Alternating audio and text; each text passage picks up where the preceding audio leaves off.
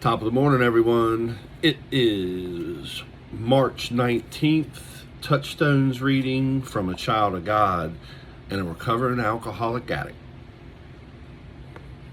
with the hot coffee. Hey, let's have a moment of silence for those still out there in pain and suffering, please.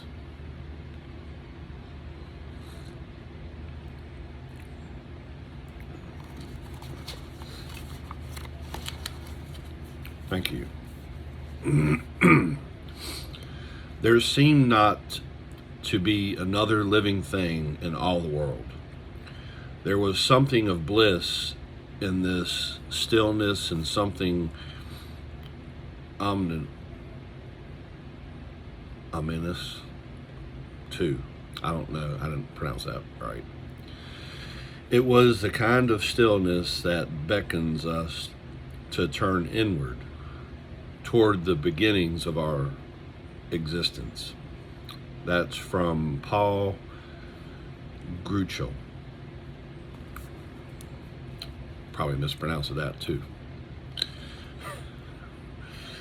We cannot create profound stillness. We can allow it. We can move into it. We can receive it. Many of us have been frightened by such a stillness because we are not familiar with the spiritual movement.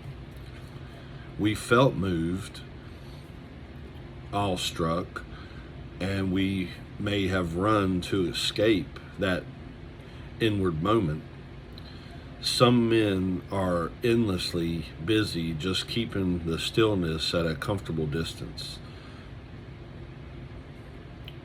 Many recovering men have unwittingly thrown themselves into a workaholic life because they were frightened by their emerging spirits. We can change this pattern by allowing ourselves a little quiet at a time. At first, it may be just a few minutes alone. We may be more able to meet the stillness outdoors, or we can learn to be still in the presence of someone else. The stillness is a moment of meditation. It is contact with God.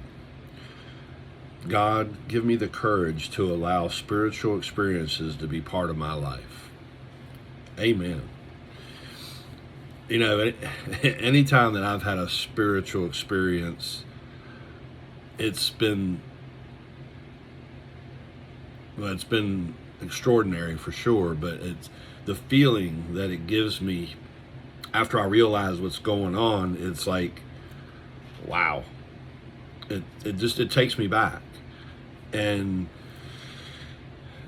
I know that I am close to God and what He's doing for me and what He's done for me, you know. So being able to experience a spiritual experience is it's a blessing for sure, because I used to not be able to see anything past a couple inches from me, mentally or, you know, actually seeing.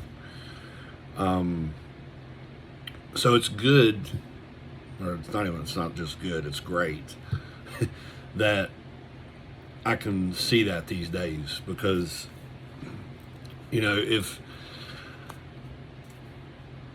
I was going down a wrong path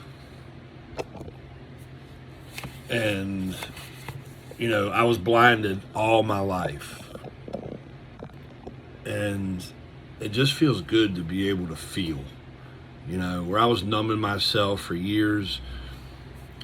It's good to be able to feel, and then to be alone and soak God's presence in. I love that.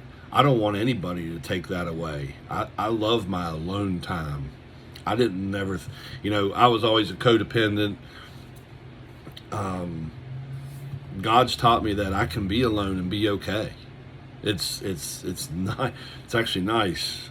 Prefer it. But you do need to get out there and mingle, and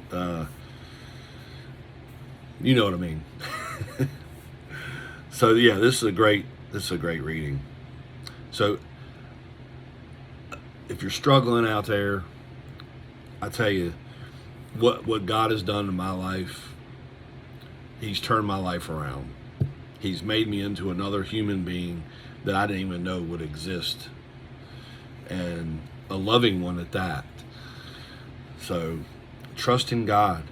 Go to church. I would say pick up a Bible. Just read a book or read something out of the Bible, or a